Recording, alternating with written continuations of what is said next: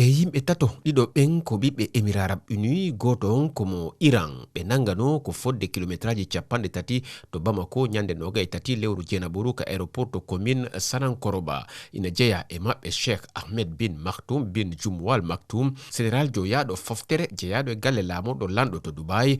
kaldigal ngam accidde ɓe fuɗɗi ko yawi rewrude e fewjoɗayɓe hewɓe e les jimadi service aji toppitiɗi humpito Mali e tugnade woɓɓe ɓe jayde Jeune Afrique yewtidi goto e ɓe fewjodayɓe ko Ahmada Ab Bibi ko laaɗo Iyad ak Ali e tawanoɗo e fedde Tuareg wiyetende Ansardine. accirgol maɓɓe waɗi nyande alarba 29 lewru sappo ɓuru e wiide e kabaruji ɗi gollidiɗo men Wassim Nasr mo France 24 holliti ɗi RFI wawi sendude gila nden jobdi 50 ha 60 million kalisi dollar yoɓama.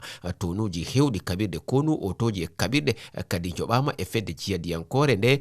Saïd Ahmed El Zamili ina wiye ko kanko immina ngam nawde kabirɗe ɗe caggal nde o soodi ɗe e juuɗe yeyoɓe kabirɗe tubu wonɓe to Libi e Tchad e wiide woɗɓe kasoɓe kadi wattitama e o alhaali.